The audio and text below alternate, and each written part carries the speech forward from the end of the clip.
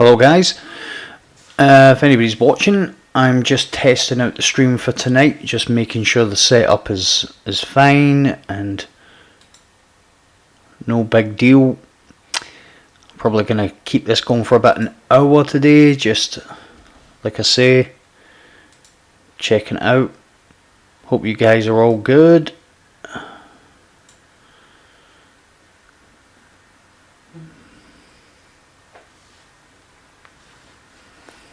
So, just going to do a little bit, just some bounties and stuff, nothing major today. But as I say, I just wanted to check out the audio quality, make sure everything was fine. Probably seen me coming on and off for the past couple of minutes.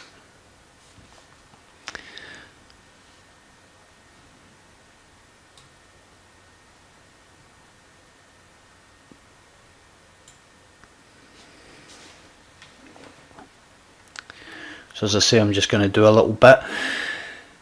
So it's the day after Christmas. I hope you all had a good day. I hope Santa was good to you. Most of you are probably too old to actually be paying any attention to that. I actually got some really cool stuff for Christmas. Quite happy with what I got. But the main kind of cool thing I got was I got a collectible Atheon, which was pretty cool. We'll start on the Hunter today. I actually was playing this morning for about an hour, just cleaning up stuff that I needed to do.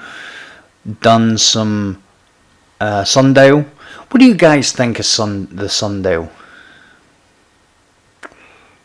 I'm unsure about it. It's okay. It's like the menagerie, but not the menagerie.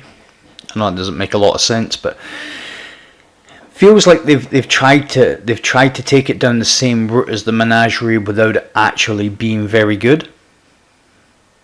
And I just feel like the menagerie is a much better thing than the sundial. But I think what made the menagerie better was the weapons. I don't think the sundial weapons are very good. But that's personal opinion. Everybody will have their favourites. So basically today the plan is to get power bonus, because as I've said, I want to get back to doing what probably most people know me for, which is 9-8, high score nightfalls. I feel like the game is it doesn't really support solo play. I think I said that in the stream the other day. It doesn't support solo play.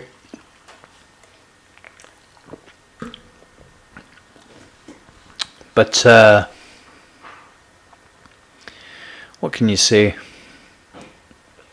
It's a good piece of there is a lot of good things about there's a lot of good things about Season of Dawn, Shadowkeep in general. I was unsure about the seasons. Wasn't sure how I was going to enjoy the seasons, but I am enjoying them immensely. There'll be hiccups. There will be, I asked on stream what people wanted to see. Did they want to see me stream on Facebook? YouTube? Hi Lee, how you doing, mate? Good morning to you, sir. Did you guys want to see me stream on Facebook? Would you prefer me to see me stream on Twitch? Now, if I stream on Twitch, then it kind of things are going to change. Oh man, I'll have to obviously do the face cam thing and scare a lot of you people to death. I've always talked myself out of doing the face cam, but like I say, this is only going to be stream for about an hour today.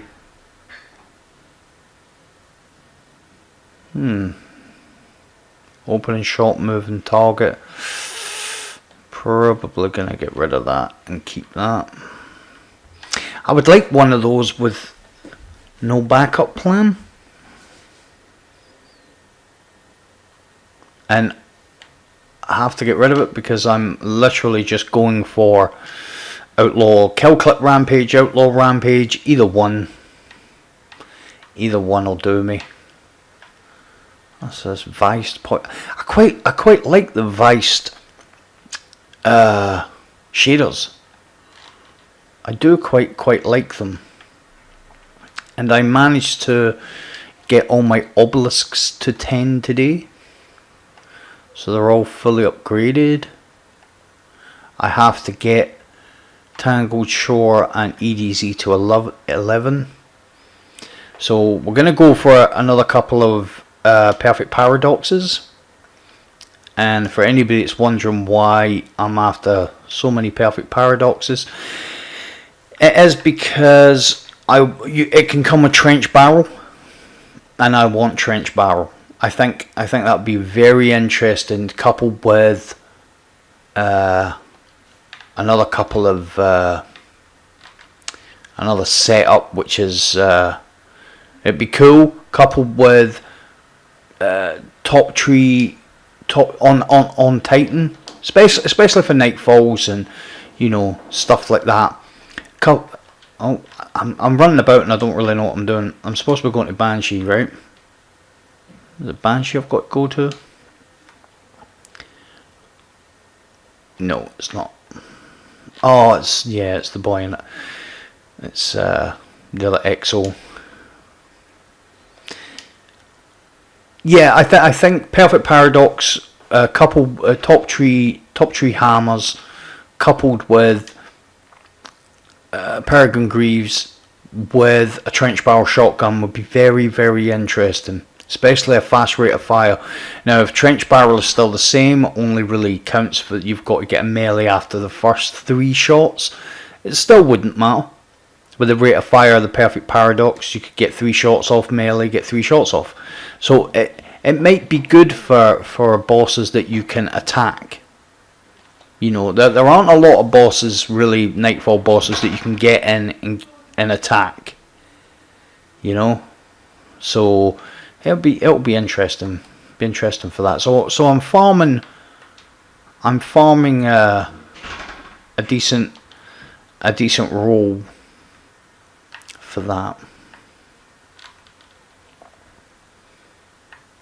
What about you guys? Is there anything that you're farming? Yeah, Lee, I think it excuse me, I think it will be. I think actually the Nightfall that's here this week, it could be on a par with how the Ikelos shotgun, how that used to do the Nightfall, the Nightfall that's out this week.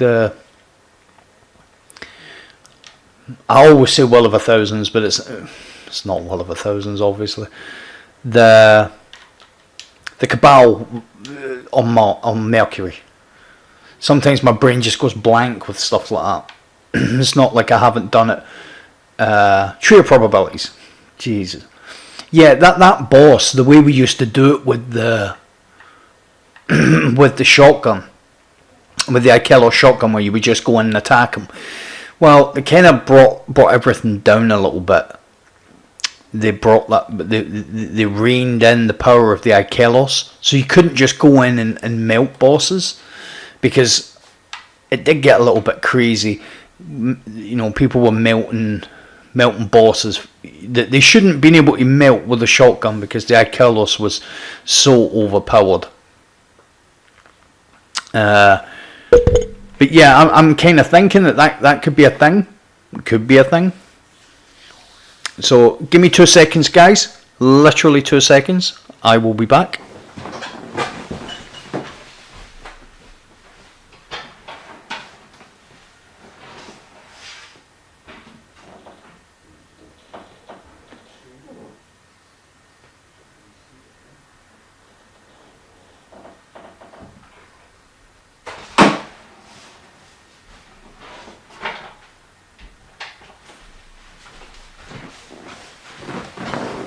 I am back. Thank you for waiting.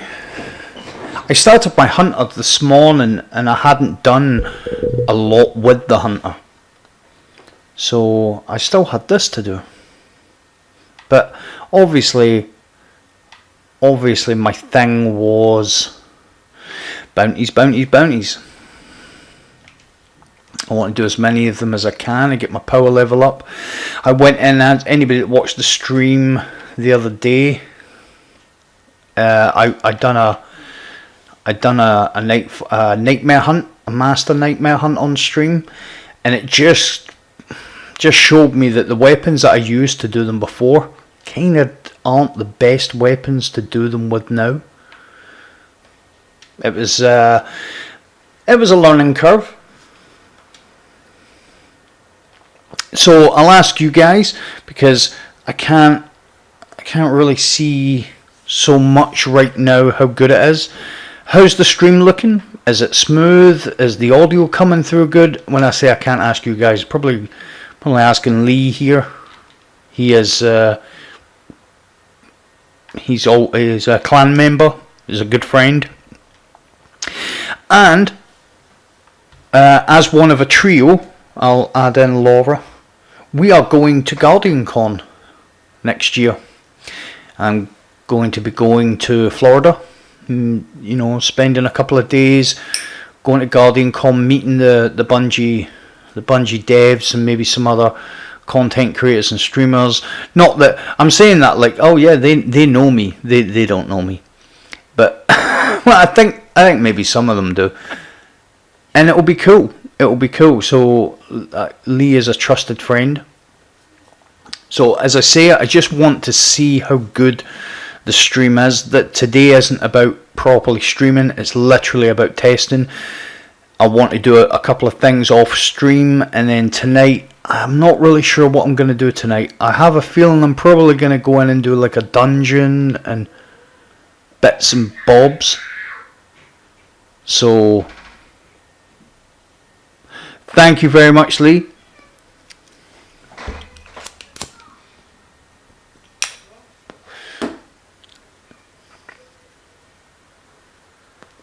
So I think basically all I'm going to do is finish off some of these bounties and I'll cut the stream.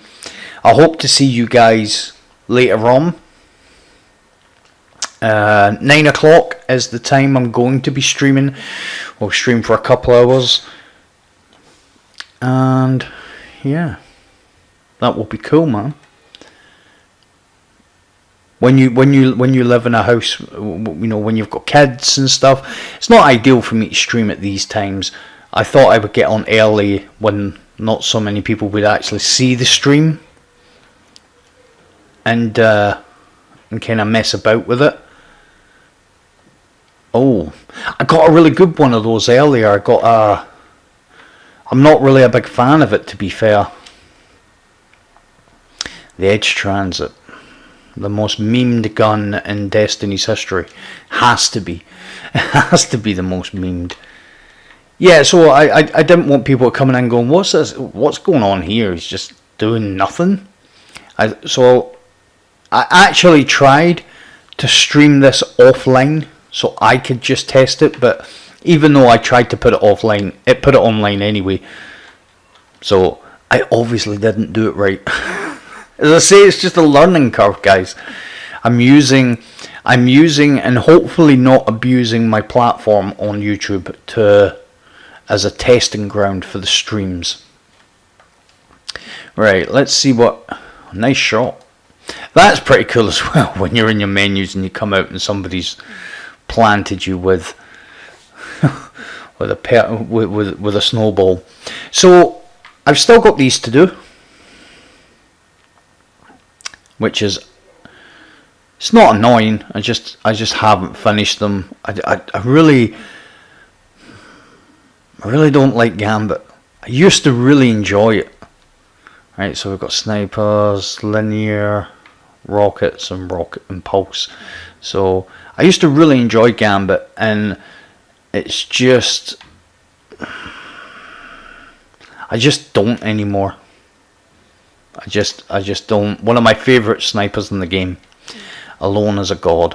So I've got a few things to do, nothing major. So we're just gonna go to my favourite haunt, which is Mercury. I never thought I'd ever hear myself say that one of my favourite places to go was Mercury. It's not because I really enjoy going to Mercury. It's because the Lost Sector just, you know, it really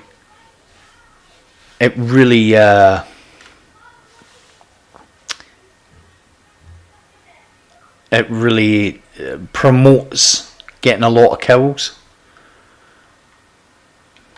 So I like to go there and kind of just get my killage on.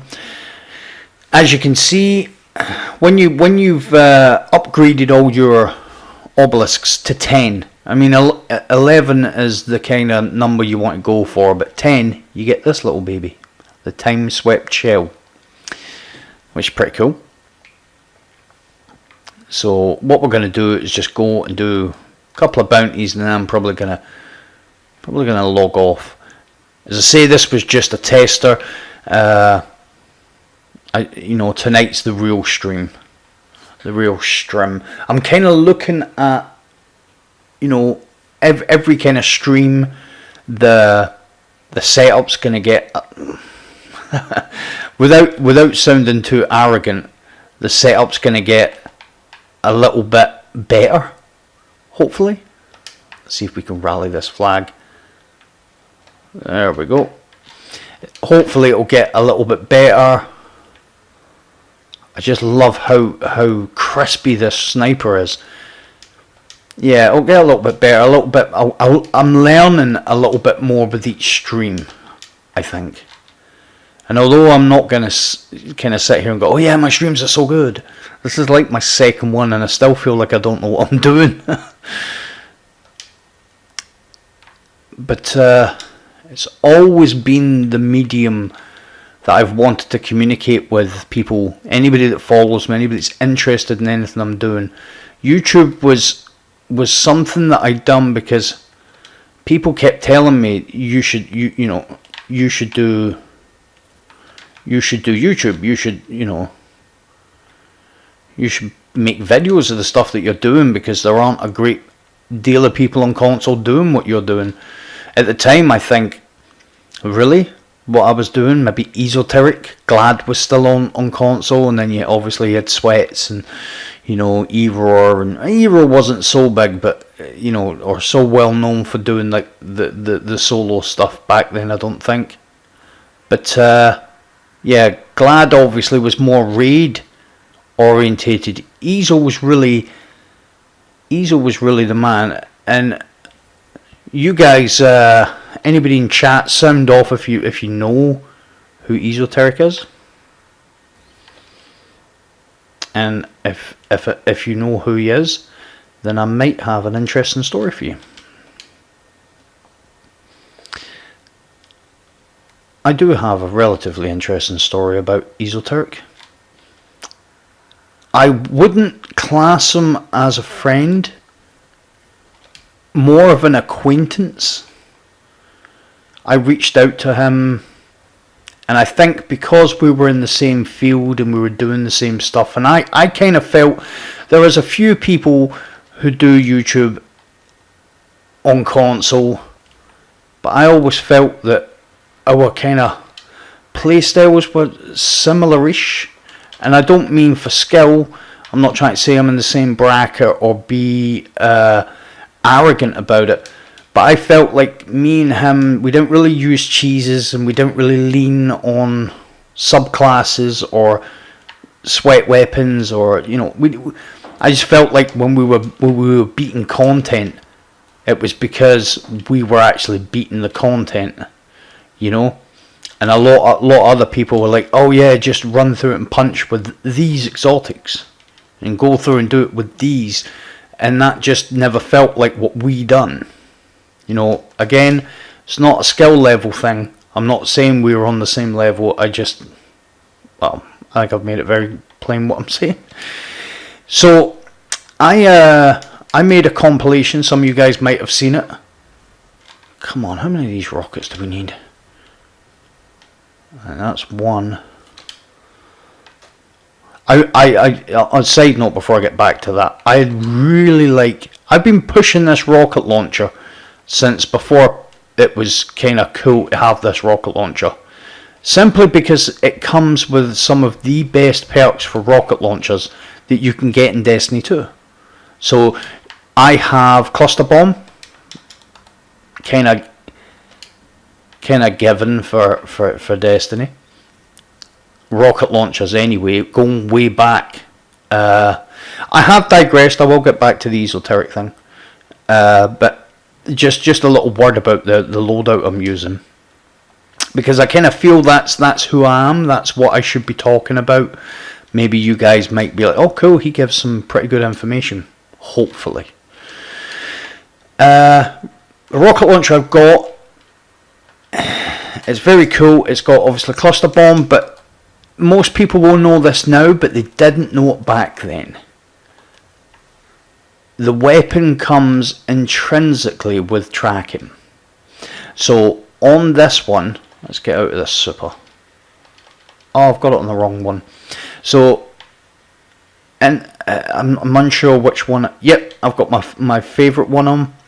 So intrinsically, it comes with field. It comes with field prep, and it comes with cluster. Now, field prep is obviously you get an extra rocket, but intrinsically it tracks. Now there is I can't remember what it's called, and it's probably on the other one that I've got, because I've got a number of these. But you're looking for another perk in this section, which I can't. Is it black powder? It does more damage on direct hits. So it's the rocket launcher version of spike nades for a grenade launcher, and you can roll this with cluster, field prep, auto load and holster. Some really good perks to kind of go with your rocket launcher, and you can't really go wrong with this rocket launcher.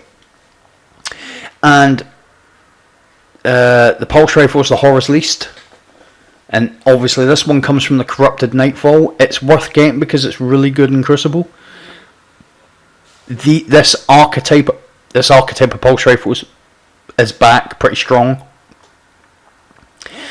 So if you haven't done it already, and you want, there's a couple of good fast rate of fire pulse rifles, but this is one of the better ones, I feel. So anyway, back to the esoteric thing. I said I digressed just to talk about that. I reached out to ESO when I was releasing my compilation. And if you haven't seen it, it's probably worth a check out. It's a bit older now. Probably won't. I don't know how well it stood the test of time. But I reached out to him. I actually reached out to him before that. We'd had a few communications here and there, nothing major. But I reached out to him and I sent him the link, and he watched the video before I released it, and he was very complimentary about it. In fact, in his words, he said it looked like a movie trailer, which that was what I had that was the whole idea. That was what I wanted. I wanted it to look like it was a trailer for a film, That's always the way I've looked at compilations and stuff like that.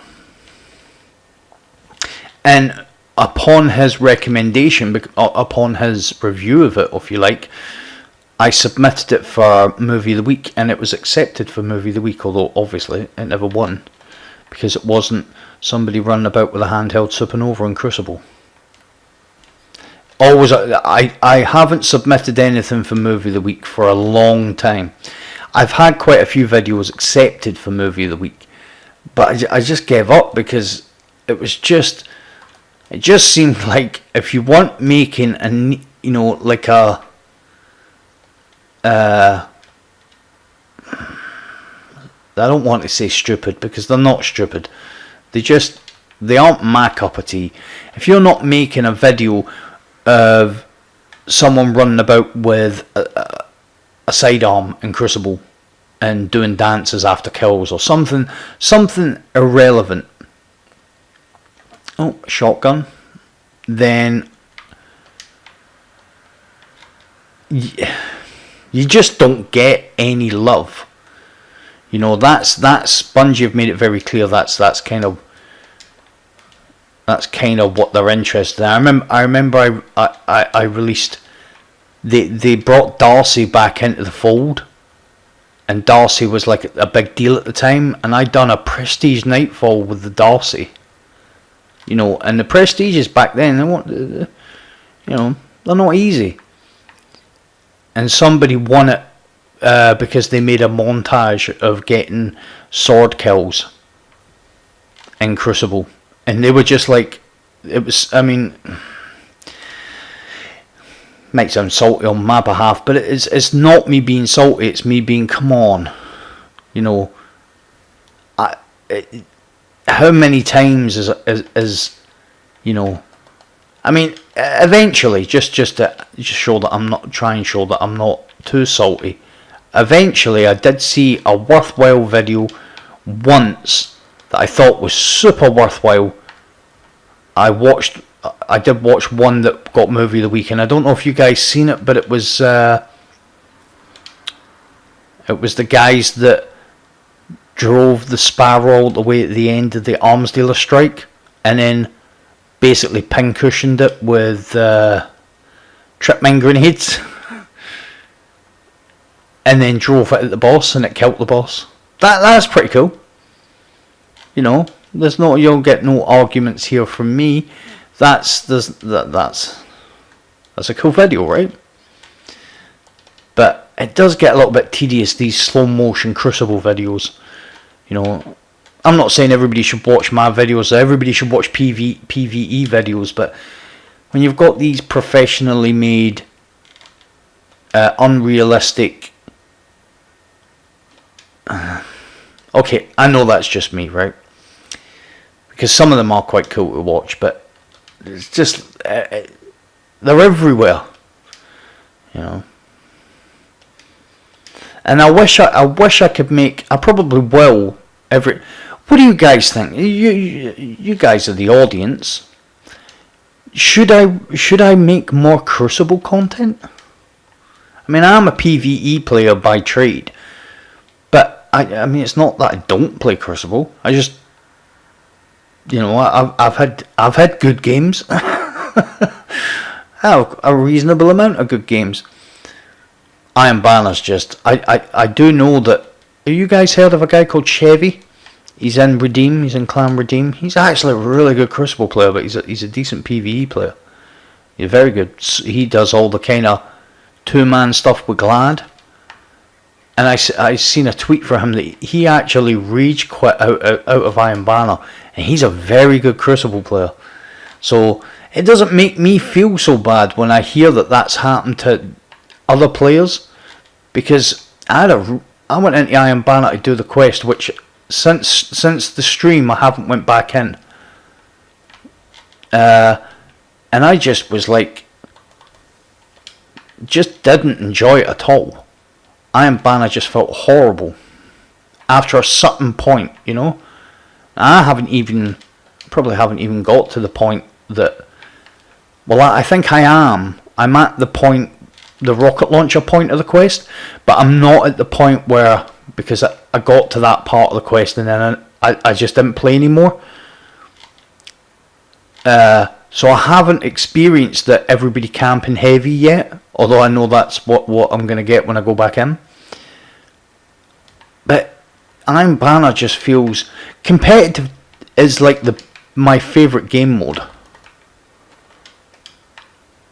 I think competitive is the best game mode, Crucible game mode at the moment, and I think it's because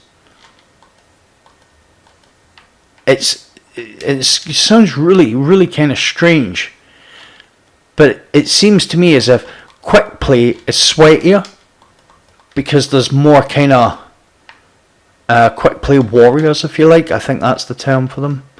They don't care about their KD. They don't really care too much about. You guys must have seen them in Crucible, right?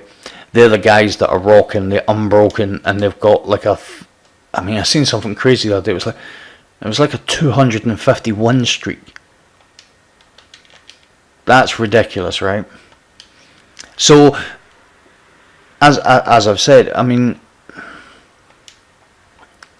it made me feel when I came out, I was like, man, maybe I'm not as good a, and I do think there's sometimes that I think, man, am I not as good a player as I thought I was? Not that I thought I was amazing in the first place.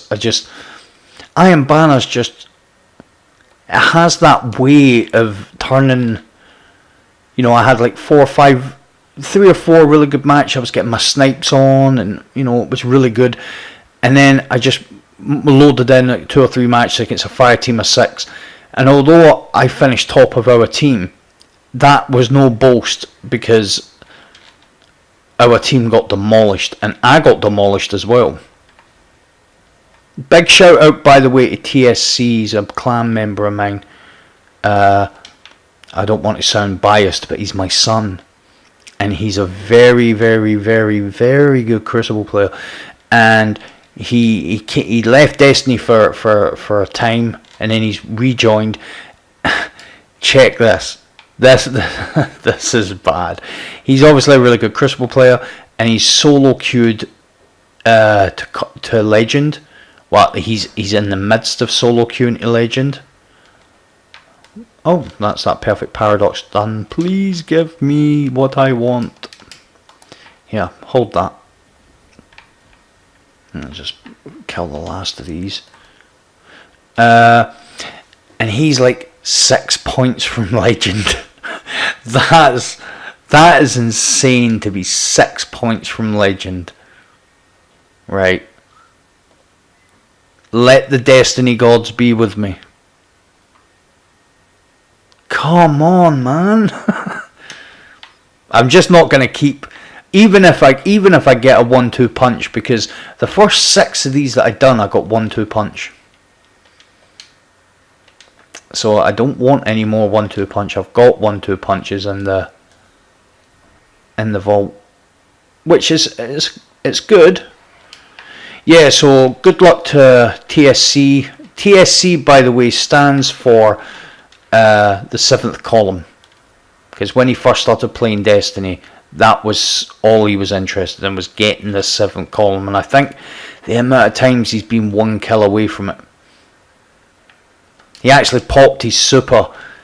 He got a couple of kills, popped his super, went into, took out the other team in the spawn.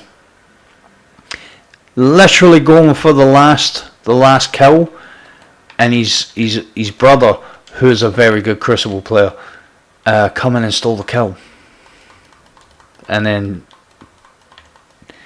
he died trying to make it to the next guy.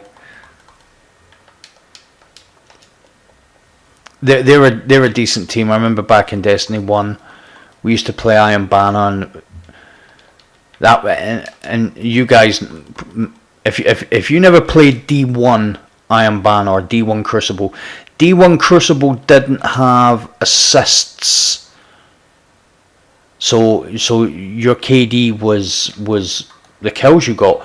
And we used to play matches, and they would both rock up with like 35 and 37 kills each in one match. Just, come on. That's actually a really good one, and I can't get rid of it. I'm going to get rid of that. That is the Dead Orbit auto rifle. It's actually a really good auto rifle. You can, if you ever owned it in year one, you can just buy it from collections, which is pretty cool.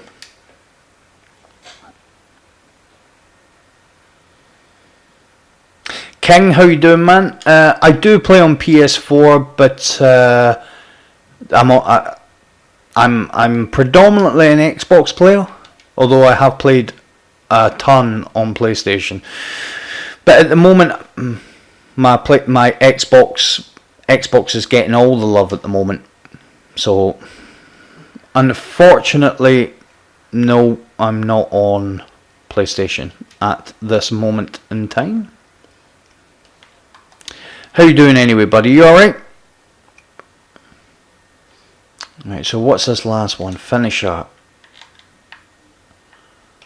That's probably going to be the last thing I'm going to do on stream. But remember, guys, I'm going to be streaming properly, officially, at 9 PM UK time. So, for anybody that doesn't know, which is me, I'm not sure what that is anywhere else, wherever you are, but I have a feeling most people that are watching this are in the UK.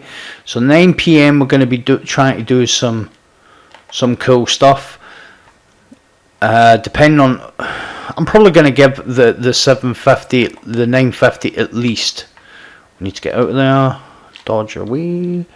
Probably going to be giving the 950 Nightfall a whiz anyway. We'll see what we can get done. We'll maybe go in and do a 980 and just try and get one of those done on stream. But we're definitely going to go in tonight and do a dungeon, I feel.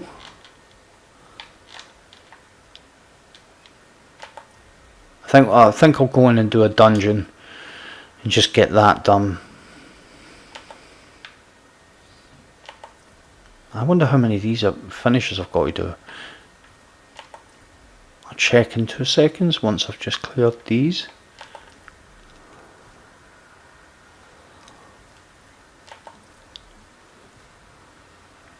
Yep, so tonight should be cool. I'll maybe end it with a little bit of Crucible, the way we did the other day, the way we did on Christmas Wednesday. But the main thing is to try and get, every time I stream, every stream we're going to try and get something pinnacle done. You know, my streams aren't going to be me running about doing patrols and bounties and stuff.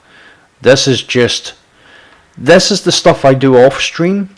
But I mean, you know, feel free to ask, you know, if there is any content you want to see or any questions or whatever. This is, you know, the idea of these isn't just, you know, I'm not going to do videos anymore, I'm just going to stream. The idea is to communicate and, you know, speak with you guys on a more kind of, on a platform where you guys can actually reply and you can actually have a conversation, because YouTube's not so great at doing that. There we go. That is said finisher. Come on, I'm not gonna get it. I'm just not gonna get any of the rolls of the weapons that I'm looking for. Oh well, at least I can put that on there and have. I like a rampage shotgun. Not really gonna lie, I do enjoy a rampage shotgun. So this is kind of the main target. We went. I started from 0 XP today, so to get up to 775, which is not far away from being halfway towards the next power bonus. Just so that you guys are aware. That is my actual power level. I think I need... Oh, just dropped. I think I need, because I've got on my Titan, I think I've got a primary. I've got a primary at 6.2, 9.62. I've got a helmet and gauntlet and legs. So I need one more piece of 9.62 gear on my Titan to take my gear to 9.51, which obviously makes me a 9.76. If I can get another power bonus at 9.77, we're getting closer to the point where I'll be competitively powerful in 980. Now, I will be powerful, but there's a difference between being powerful and competitively powerful. Now, some people who, if you don't do pinnacles on a regular basis, which is fine if you don't do those pinnacles on a regular basis, then you probably won't notice the difference, because if you're doing strikes, patrols, menagerie, sundial, stuff like that, even though the sundial is probably a higher power level, if you're doing stuff like that, you don't really notice the power creep or the handicap of not power creeping. It's when you go in to do the higher stuff that power level really becomes an issue. Now, Bungie changed. Beforehand, you had, if you were like 10 power levels below something, you got a sword, right? And then it went another 10, you got something else, and then you got a skull, and then they were immune. So was it 40? 40 power levels, 30 power levels below, you were immune? Something like that. Now it's 100. So you can do damage. You know, I could, as I am now, I'm probably powerful enough to go in and complete a 980. And, you know, I enjoy a challenge, so it's not something that I don't think I could do. I'm pretty confident that I could do it. Alright. You know, I'm not one of these, I don't think I am anyway. I'm not one of these players who's, what's the best way to put it, YouTube good. No, I'm not, and I'm not even saying that I'm a good player. But when you see the stuff that I do on YouTube and have done in videos, it's not that I can't do that stuff off the video. That wasn't the one time that I managed to do that. So, am I saying there are other players like that? No. Why would I say that? Oh, my itchy nose. But there are some people who capture their best run, and that's it. They capture the best run and they might never replicate it. Most of my really good runs never get caught on video because I'll give you an idea of the setup that I'm playing with. I've got a room, a gaming room. I've got my desks and all little bits and bobs, and obviously my recording equipment, my monitors. But I don't feel very, like, super comfortable in here. So, a double shotgun. I just realised I'm running a double shotgun. That's the other shotgun I'm running is the Python. So, I haven't used it yet. I don't know if it's any good because I haven't used it. I haven't used any above the Pinnacle Heavy. I've used it, and it's okay. It's quite fast firing actually. Maybe a little bit too fast firing for my liking. So I've got a heap of bounties to do still. Materials I need easy on Mars, patrols everywhere and anywhere, scout rifles, adventures anywhere, bosses and strikes, and finishers on Cabal. As I say, I done. We'll get out of here. Where are we gonna go? Where are we gonna go for the last last run of said stream. Where would be a cool place to go? Oh, I'll tell you what, I'll go and pick up bounties from the moon, and then I'll go and do something. I done the sundial, and just on the hunter, invisibility helped, got the last kind of guy kilt in the sundial, the last scion, and done a flawless run, so got the triumph for that. Yeah, the linear fusion rifle you get from Crucible, you know, the one that nearly everybody memed that it was really cool if you didn't use the Arbalist, and then they used the Arbalist as well. Why not? It's a linear fusion rifle. Why not use it to do the linear fusion rifle kills in Crucible? It's okay. It's not. It's a ritual weapon, right? Which means if you just keep doing the rituals, you're gonna get it. So to me, it's not pinnacle. Obviously, it's not, because they stopped the pinnacle weapons. But because it's not pinnacle, I don't feel the need to go after these weapons. You know, I've heard that some of them are really good, and I'm not denying that they are. But I'll still use my 21% delirium, because it was a super grind, but it was worth it. I got it and was like, this does some stuff. This is exactly what I want from a weapon that's going to take me as long as it did to grind. That's what I want. I don't want to spend hours, even a couple hours, even 3 or 4 hours in an activity to get a weapon that, well, it's just, it's not, I suppose it's a guaranteed god roll of that weapon, but you know, it rolls with the best perks that weapon can roll with, but that means nothing, really. It does mean nothing. If you're gonna, I'd much rather see Bungie streamline the pinnacle rewards, or the grindable rewards. I'd much see them grind that stuff out, streamline it, and give us worthwhile weapons. And when I say that, what I mean is, PV always gets the short end of the stick. It always has, and it probably always will.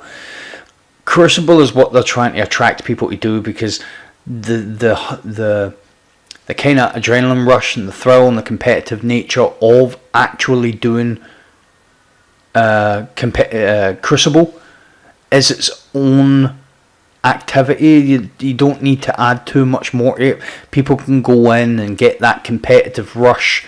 It's much more of a repeatable activity than a strike is, and it keeps people, it ties people over between content. So the pinnacle rewards for Crucible are always better than the PvE equivalents. And anybody that ground out the Hush bow will know exactly what I'm talking about. The Wendigo, it has uses. I'm not saying it's useless. It does have uses, but yeah, they're Satan's Cyborg. What in the actual? Some people make some real weird game attacks. I suppose some people think Live Mondo's a real weird game attack. So the Crucible pinnacles and the Crucible weapons have always been more noteworthy in their effectiveness, and that's not even just within that activity, because most of us will remember. I'm gonna use this Python actually.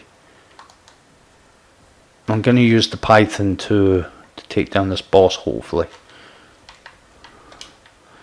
And the cool thing is this one got Demolitionist? Yeah. So I need to get grenade kills, and there we go. Couple of kills, get a grenade back. When the pinnacle weapons were first introduced, and I remember when they say, oh yeah, the pinnacle weapon Crucible is an SMG called the Recluse. And I don't think anybody went, oh man, that's going to be amazing. Everybody was like, what? Are you kidding me? It took a while for people that, and again, maybe I'm saying it wrong, maybe I'm taking it the wrong way, but it seemed like people that were in the know, people that were given a heads up about this weapon, they knew really, really quickly that this was going to be a very good weapon. But for the rest of us, we went, I ain't grinding that out, no chance, I ain't wasting my time on an SMG. But the other point I'm making about that is, it was super strong in Crucible at the time, but it was even stronger and even more efficient in PvE. And that kind of really stung as a PvE player, to have the Crucible weapon be, the thing to use outside of Crucible. Why not make something like that PvE? Why not support the PvE side of things a bit more? And I know that there's going to be some people that are going to go, what, really? Support it more? Well, if you look at the PvP kind of exactly, yeah. We were all wrong, mate. Seen that exactly. That was my exact response. Nope. And then you get it, and it's like, ha ha. But I remember the first time, because people were using at the time, the auto rifle, which escapes me. The fast firing Viced auto rifle. If I've got the first letter, if the first letter appears in my head, I've got the rest of it. I'm sometimes really bad for stuff like that. My brain goes, yeah, that thing, and just, nope. Let's see if we can take all of those. The fast firing auto rifle. No, not breakneck, mate. Gunsmith. It's a Viced. It fires like an SMG. Oh man, I'm gonna have to look it up in a minute because it will start to annoy me. I think it's. I can't remember. I think you used to be able to get it in all kind of damage types, but I'm not sure what the Gunsmith it's in the collections as. Maybe a solar. I'm thinking it's a solar. Well, anyway, everybody was using that for the raids and all the kind of. The Valkadon, well done, nice work, Lee. Yep, the Valkadon, it was the accepted weapon to do skulls with in the Leviathan. And then when people were speedrunning, obviously in year 2, all of a sudden I started to see the Recluse pop up, and it was popping up everywhere. PC super strong because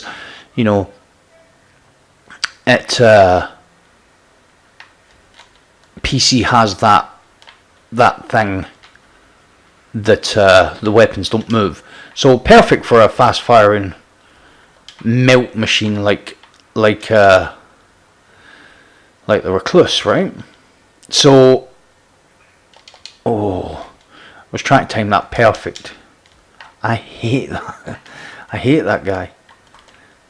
So yeah, brilliant weapon, and then obviously you've had Luna, Not Forgotten, which I think is a real cool thing. I don't know if anybody else noticed it about the Luna or the Not Forgotten. I noticed it really quickly.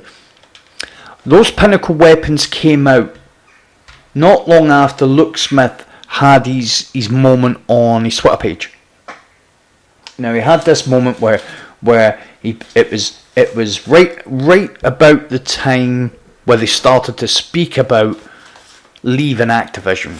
Now, nobody really knew what was happening at the time, whether it was going to happen or it wasn't going to happen.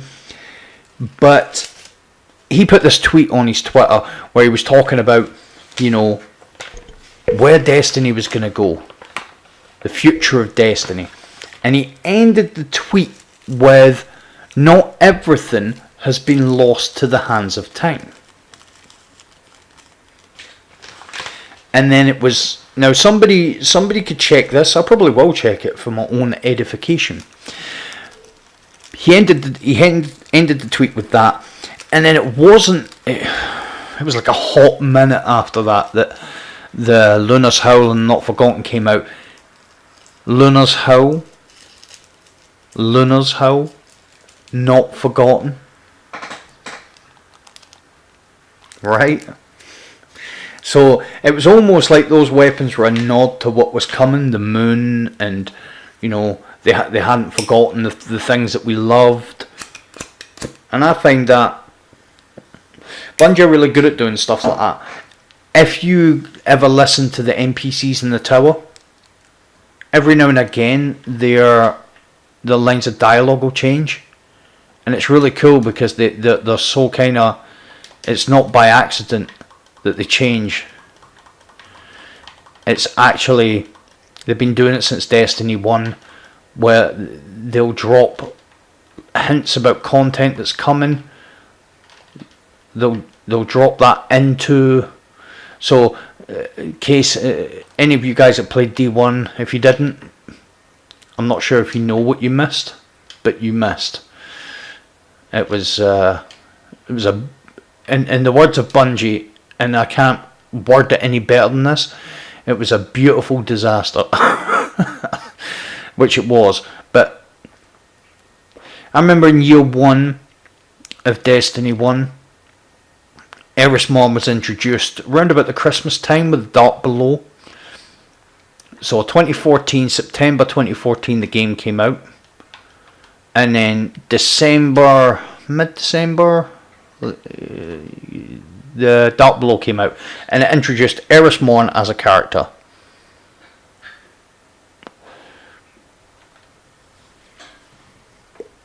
Yep, it was stuff like that they used to do, but they also used to release dialogue which hinted at things that were coming. And I remember going to Eris to collect something. Like, I can't remember what. And as I was leaving, Eris said, "Beware the name Oryx." And I went, I've heard her say a lot, because sometimes I used to be quite interested in stuff like that. Believe it or not, and some of you might know this from previous videos and previous content, but I'm actually a bit of a lore nut as well. I love my lore. I've read so much of it. I know just about most of the stories in Destiny and where the stuff comes from, and you know. Anyway, I up until that point, the only time we'd heard the name Oryx was there was an area in D1 called the Shrine of Oryx. Now, as I say, I had. How good is this 1-2 punch? That seems pretty good. Ooh. So I'd heard most of the lines that they had. Is that the overflow? As I say, I haven't used this. Oh, jeez.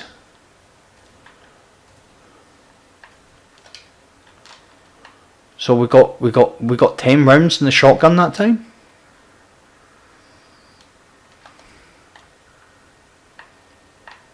Okay, that's pretty cool. So yeah, the only, I heard most of the lines that Eris had, and one of the few things I had never heard her say was that. I'd never heard her say it, so it caught me by surprise. And I had a friend that I played Destiny 1 with. He got me into Destiny 1. It's a story for another time of how I started playing D1 by complete accident. I'll maybe tell it on stream tonight. It's quite interesting. For me, it's quite interesting. But so she said, beware the name Oryx. And I was like, huh? Well, we've got the Shrine of Oryx, but we've been going there for a while. Nothing really happens there. And it just made me think, wait a minute. Oryx, what's going on with the Oryx thing? And after digging up a little bit, found out he was a hive god, and I actually was like, I bet you that's Oryx's dad. You know, wouldn't it be funny if that was Crota's dad? As a joke. And I said to my mate Neil, I said, I'm telling you, mate, Oryx is coming. That's who we're going to deal with. A couple of times, it same as Vault Glass had two weapons. It had a pulse rifle and a sniper rifle. Predith's Timepiece and Predith's Revenge. Now, at the time, I had pretty maxed out Grimoire score. Grimoire was very similar to your Triumph score now. And the reason why it was brought back, why Triumph was brought into the game, is because, so Grimoire score in Destiny 1, you could only really read the Grimoire stories if you went onto the app. They weren't in game, and Bungie kind of took on almost ridiculously, what's the best way to put it? Illiterate way of dealing with people's complaints on Grimoire. So they took it literally that people weren't happy with Grimoire score, but they were illiterate in the way that they dealt with it, because people had said they weren't happy with it because you couldn't access the stories in game. You had to go to the website. So it wasn't that people didn't like Grimoire. They didn't like the fact that you couldn't get involved in the stories unless you went onto the website. They wanted this stuff in game. Why wouldn't you? It's part of the game. It's, you know, it's kind of like releasing. It'd be like releasing the game now and having half the story being played on the website. Why did you pay for it to be in game and it's on a website? So I'd read all the lore from the Grimoire. The Grimoire was all, you know, you get 100 kills in the Cosmodrome, which was Destiny 1's version of the EDZ. That was the Earth area, the Cosmodrome, old Russia. And I'd read, you know, if you get 50 kills here, or you do this against Fallen, or you use this weapon, or you find this exotic, it was a whole host of different things that would give you 5 score here, and, you know, 10 score here, and I think it was like 56,000 was the max Grimoire you could get. You got Grimoire for playing Crucible maps and all this type of stuff. I think I had 5550. I think the ones I was missing were Crucible game modes. You had to get, like, you know, very similar to the way it is now, where there's like 4 tiers, 3 tiers for some of the Triumphs. Back then it was like 4 tiers, you know, 10 kills, 50 kills, 100 kills, 200 kills. Well, the maps were the same, the game modes were the same. You had to get win, and I'm going to just say this because it was one of the ones I didn't do. It was like win 100 salvage matches, and I absolutely hated playing salvage because it was like just too sweaty. You know, the objective took away the fun from the game. So I'd read all the stories. I knew about all the different characters, and so there was these 2 weapons in the Vault of Glass raid called Predith's Timepiece, Predith's Revenge, as I've said. But there was no mention anywhere in the Grimoire of anybody called Predith. And I just thought that was incredible that they would have Predith's Timepiece was like an absolute beast of a sniper. So I found it very strange that these weapons would be in the game and we would never find out who Predith was. It just never made any sense to me. And I said for ages, we're going to get Predith's going to come into this game. There's no way that that's going to happen. We're not going to know who he is. When the next year came out, we got missions to go and find Predith, and, you know, sometimes you just get a hint on these things, and they I won't say they come true, but you're on the right path. Raid weapons are very interesting for lore. Some of the lore in the raid weapons, I know a lot more about D1 raid weapon lore than I do a D2, because the raids in D2 just never really didn't really interest me. And I think and I still, even though I don't do so much content, I still class myself as a solo challenge player. I still love the solo stuff. That's probably why the raids in D2 never interested me as much, because the thing I loved about the raids in D1 was you could solo the boss. And Vault of Glass, okay, you needed a Warlock self-res to do it. Crota was probably the prelude to dungeons in Destiny 2. King's Fall needed a self-res Warlock. And Wrath of the Machine needed a self-res Warlock. It's probably no surprise that they took the self-res Warlock out the game, to be fair. I'm going to just take a shorty off here because I need finishers. Yes, I still use the Midnight Coup. I got rid of my original Midnight Coup that had 26,000 kills on it, and then needed a hand cannon to do bounties. Decided to get this one back, and what do you know? The thing's still as good as it was. Alright, so I need to get some finishers here. Yeah, so that's what I loved about the raids, but about the raids in Destiny 1 is you could go in and you could solo. I'm not really too bothered about soloing the start of it. Nearly every raid now in D1, D2, sorry, you can solo the start of the raid. And when I say raids, I mean, Kronosaurus for me is still a raid layer.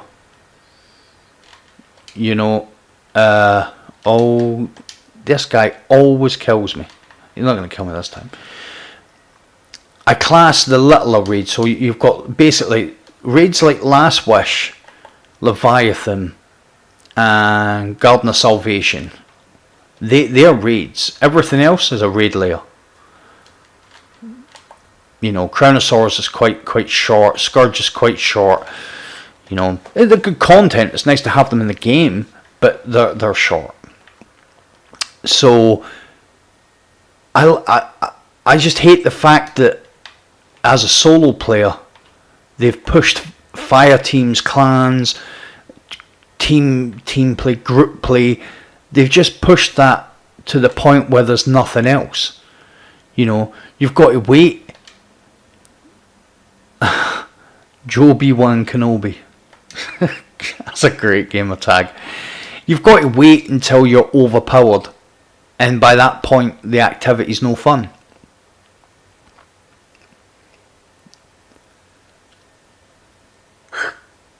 I don't really know what did I was that what I done there? Yep, that's what I done. Got to kill 19 more Cabal. 19 more Cabal, and then I'm going to love you guys and leave you for streaming purposes till later on this evening.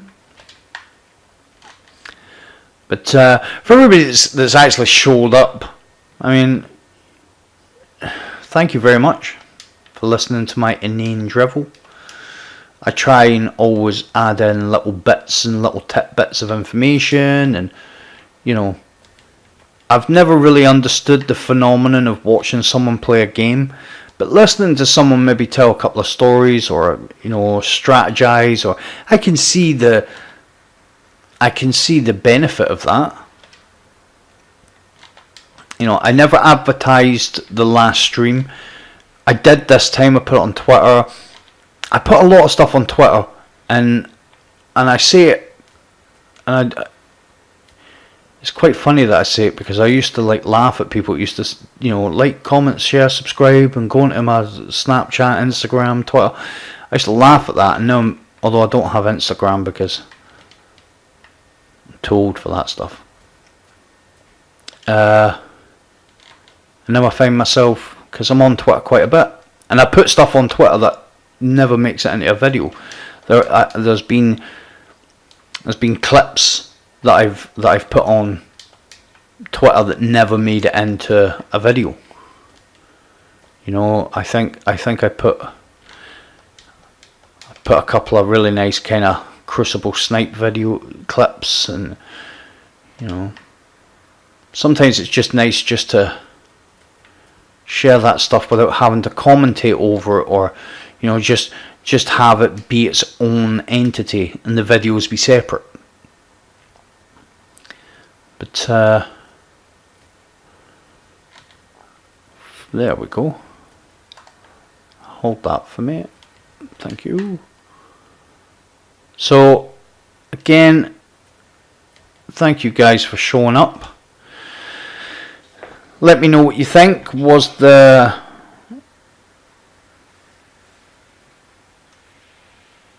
adroit? Yeah, the dialogue changed. Are you talking about? Are you talking about what I was saying about Eris Morn and D1? That they change. They've done it. They've done it, and they do it in D2 as well. So I think Brother Vance was talking about. Was it Brother? Yeah, Brother Vance's dialogue started changing towards the end of year 1, where he started to talk about. Well, actually, not long after it came out, he talked about how there was trouble on the Red Moon. And then we got the Warmind. And we got Mars, the Red Planet, sorry. And then we started to hear little bits and bobs about...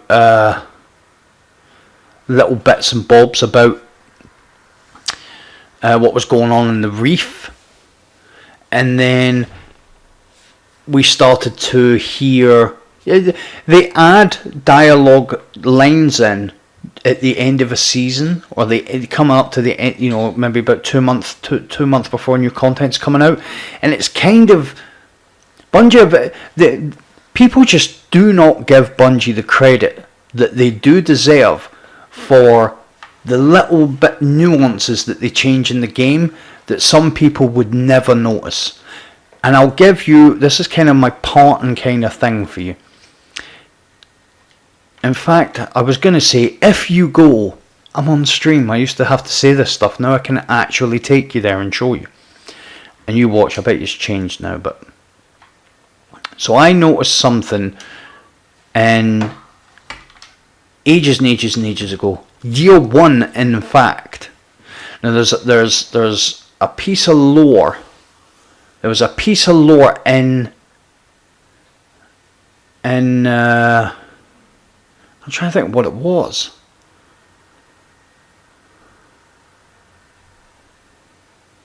Was it at the end of Destiny 1?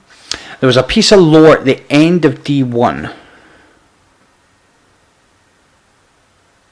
Nice one, Adroit. I'm happy you're still here, mate.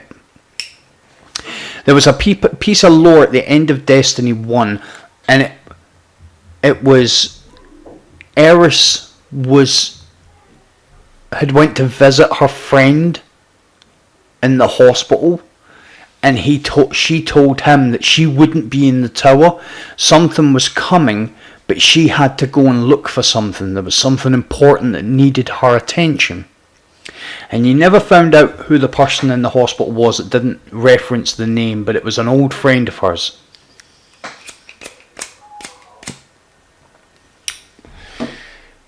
And then when D2 come out, this guy appeared, Mr. Ashamir. And if you approach Mr. Ashamir and you go and look at this, so if you go into the details and you go to the lore, it's a letter from Eris to Ashamir. Well, it's not. This is the reply. This is the reply to the letter that Eris sent him.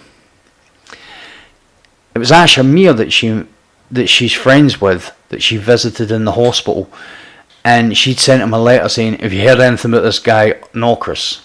Which Norcris was actually in Destiny 1 as well, but he wasn't a character, he wasn't in the lore books so much. He was in the last mission of the Taken King, where he went and fought Oryx, which sent him back to his throne room, and then you had to go and beat him in the raid. But in the mission, as you got just outside his room,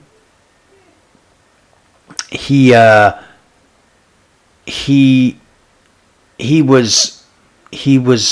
one of the statues. He was the right hand statue. You had Oryx on middle, just back a bit on the centre. Left hand side was Crow, and the right was Norcris, but there was no mention of Norcris in any of the lore books. And this was Eris has sent Asha Mir a letter asking him if he'd heard in any of his dealings, if he'd heard of Norcris. So this is the lore. This is little bits like this. They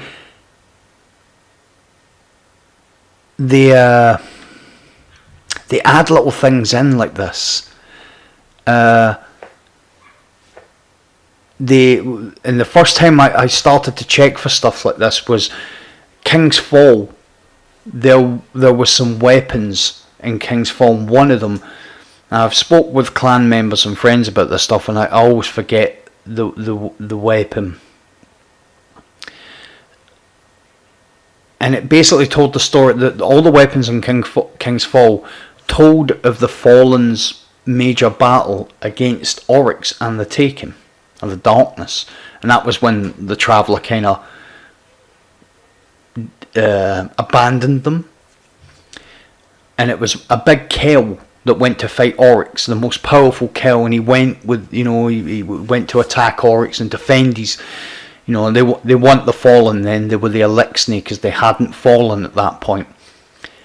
And they were a regal race, like a princely race, royalty almost, very civilized.